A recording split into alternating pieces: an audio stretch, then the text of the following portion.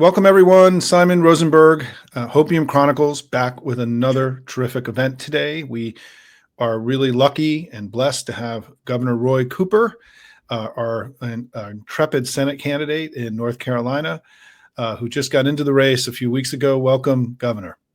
Thank you, Simon. I appreciate sharing some time with you and your listeners. Well, listen, this community is well versed in North Carolina. We were major investors last time, so we have a lot of people here who have a vested interest in what's going to happen in your battleground state. So I'm excited to have you here today and to introduce you to everybody. So why don't we just keep it really simple? I mean, talk about your background a little bit, about why you decided to run, why this time. I mean, you've been in office for a long time. You were starting to have a normal life again, and you decided to go crazy and run for the Senate. And so just give us the basics of your journey and your path and what you want to do. Well, first, I want to thank you and your audience for your help last year. We elected a Democratic governor, state superintendent of public schools, and reelected an amazing Supreme Court justice. You guys helped us do that, so thank you. I'm running because people who are dreaming of the middle class and those who are in the middle class trying to hang on have been left behind. It just costs too much for them to live. And I think a number of them voted for a president who promised to lower prices and cost of living for them. And in fact, it has increased significantly since the first of the year. So we need people who care about everyday working families and who want to put them first, giving them the real tax breaks instead of the billionaires, making sure they have health care that they need and child care, and to work on housing issues and better paying jobs.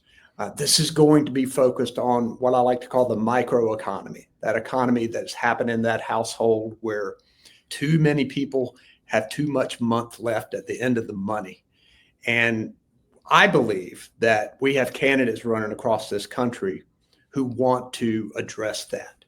I grew up in rural Eastern North Carolina, working on the farm every summer. I practiced law in Eastern North Carolina, representing everyday people and small businesses. I served in the state legislature. I became attorney general, where I prosecuted criminals and stood up to the big banks and drug companies to help everyday consumers. And I became governor in 2016, defeating a Republican incumbent governor. And we were able to help the people of North Carolina by expanding 70,000 working people. We were able to bring in hundreds of thousands of better paying jobs, many of them in the clean energy sector.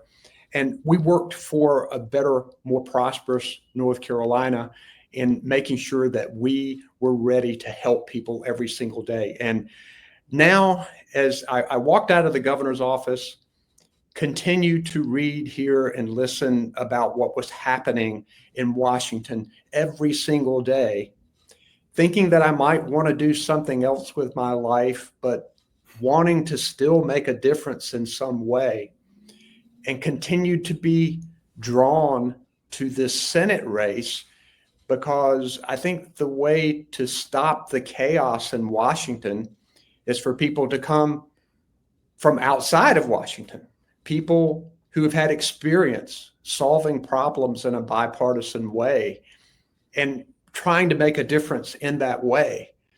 And I looked at this and I thought about the verse from Luke, to whom much is given, much is required. And I've been so fortunate in my life, growing up, having a great mom and dad, having emotional support, financial security, had a great job that I've loved doing every single day. And I needed to give back one more time because this is such a critical time for our state and our country. We all need to be stepping up across the United States to elect candidates who are going to make a difference, to try to stop the madness in Washington and to refocus on everyday people. So I'm in it to win it. You can find out about our campaign at roycooper.com. You can provide us some help there if you would. You can volunteer. You can make financial contributions. You can read a little bit about what we plan to do. And I'm just excited to be a part of this. I know that this is the very best way that I can make a real difference, not only for North Carolina, but for our country. Well, and one of your signature achievements as governor was Medicaid expansion. And here we are, right, seeing now an assault on the ACA, on Medicaid. I mean, talk a little bit about how you see what's coming and how this is going to play in your race.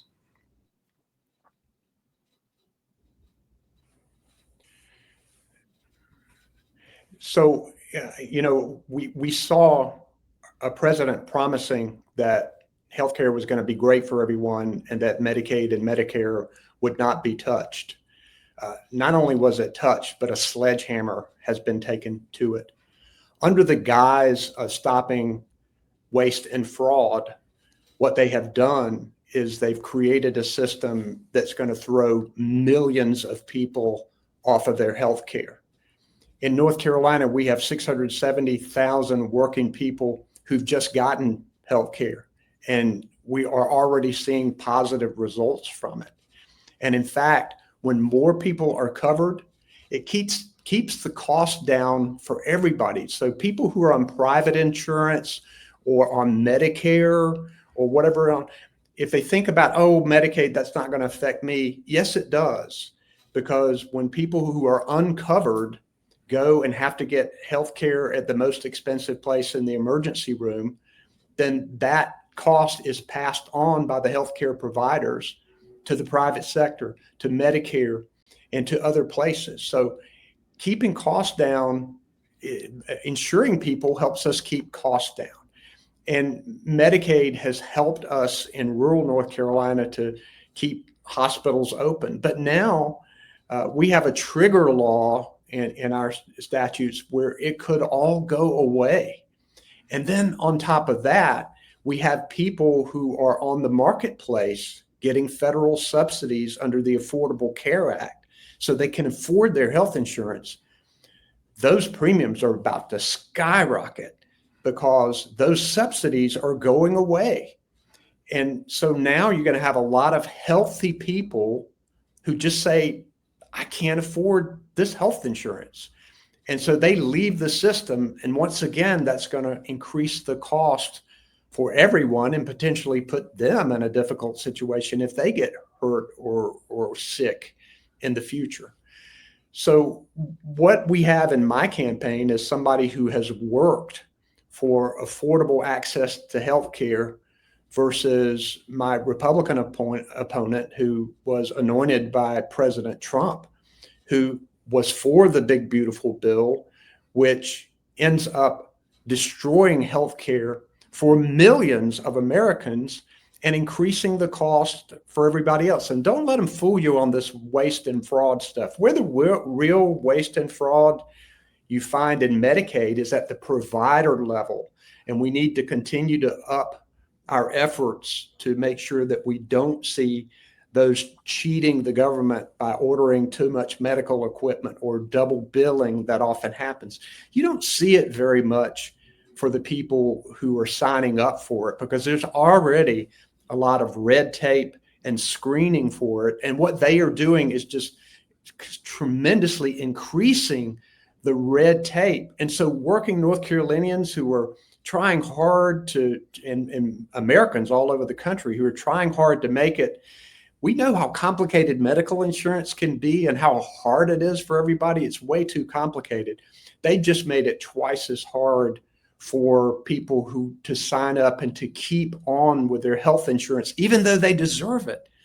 And that's why you have the predictions of millions of people are going to lose their insurance because they're going to be red taped to death. And many of them aren't going to be able to get their health insurance. And it's frustrating for me to see. We have to stop it. We really need to stop it. Well, and I think you've hit on something that is really, really important for Democrats heading into 2026 is this basic idea that Trump ran on this promise of doing good things for working people and making their lives better. And how remarkably, and you've been in this business a long time, I've been in this business for a long time, Trump is the most anti-worker, anti-middle class politician that any of us have ever seen. I mean, when you look at the collective agenda from tariffs, which are raising prices, reigniting inflation, making things cost more for everyday people, this assault on health care that you're describing here, we're going to see energy costs go up. They've decertified more labor unions than any, labor union workers than any government in the history of the United States. When you look at all of this stuff together, it's incredible how much he's taken the side of very wealthy people against the interests of everyday people. And I think the way that you're articulating this is going to be, is in my view, sort of the way we have to run in this election, to draw this very bright contrast between this promise and then the betrayal of this promise, this extraordinary betrayal, where he's not just let people down, that he's actively working against them and their own interests in a way that, I will be honest with you, continues to shock me to some degree about his wanton disregard for the welfare of everyday people in America.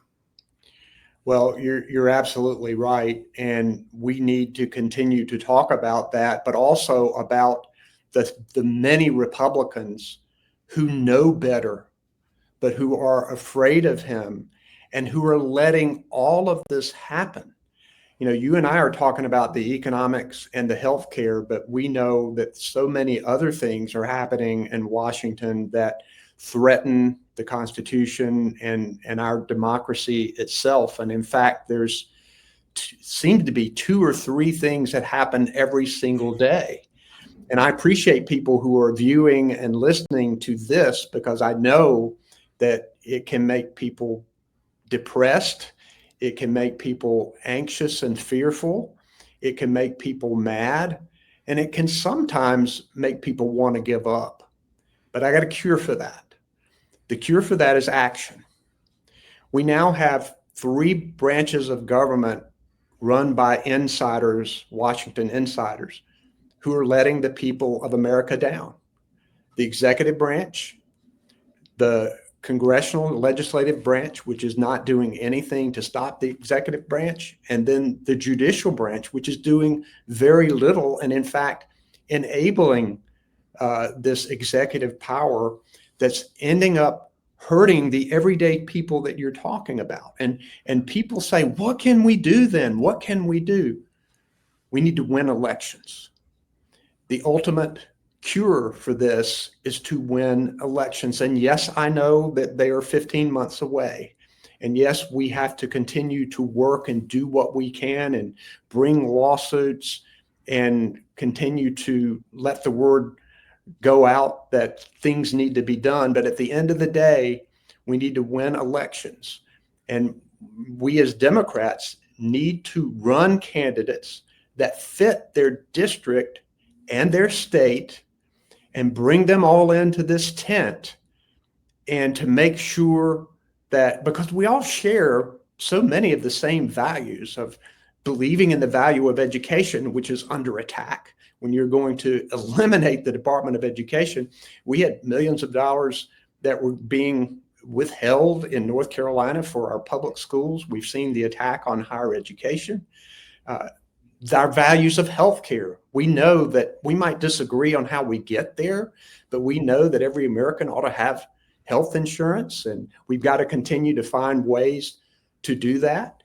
We believe in voting rights and fighting discrimination and in clean air and water.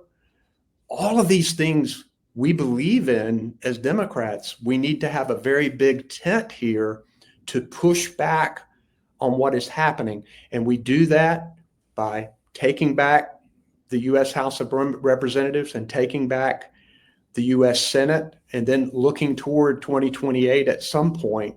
But we've really got to focus on these 2026 elections. In North Carolina, for example, we have a swing congressional seat in Don Davis, which is important. But we also have an important Supreme Court seat. Anita Earls is running for re-election for the North Carolina Supreme Court. And I do believe that the Supreme Court is going to be a way to turn around what's happening in our state legislature in North Carolina, which we need to fix. But I'm excited. I look at the guys in the Senate and I think I might be a little too young for this, but I'm ready to go. I'm energized.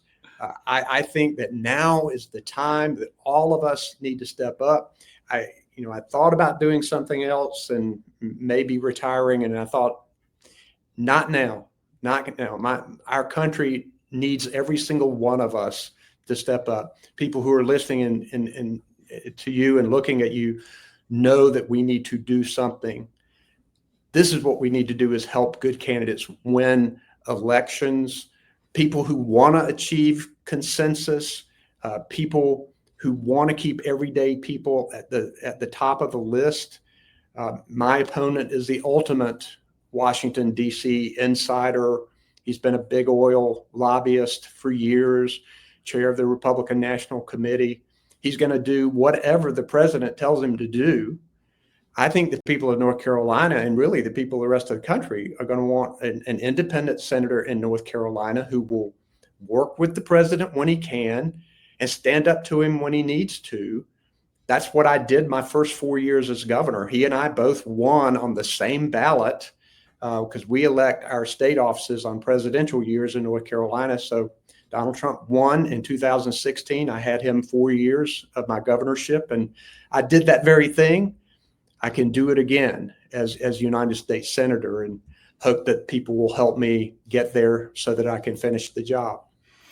Well, listen, I'll let you go, Governor. I know how busy you are. And I just want to say, as a proud patriot, as we call ourselves here in Hopium, that we're so grateful that you decided to get in. You really gave a sort of lift to Democrats all across the country, knowing that, this made it more likely that we could flip the Senate, not just flip the House.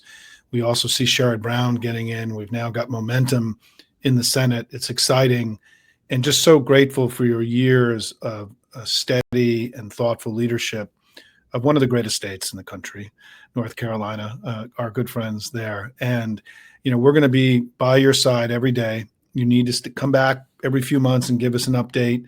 But listen, Hopium community, we got to rally for this guy. We are longtime investors in North Carolina. This is one of the biggest races in the whole country. And we got to fight every day for Roy Cooper the way that he's fighting for us. Thank you so much, Governor, for being with us. Good luck. Thank you, Simon. And we'll stay in touch. All right. Take care. Thanks, everybody. Thanks, everyone. And remember, this race really matters. You can give and volunteer. Find out how to volunteer. Learn more about Governor Cooper. You can give through the Hopium link as well as giving to his site. This is a big one. For me, everyone who's part of the Hopium community, there are certain races that everyone's got to give to. This is one of them. Please give to Governor Roy Cooper today. And for those who can volunteer, sign up to volunteer. This is one of the most important races in the country. Thanks, everybody.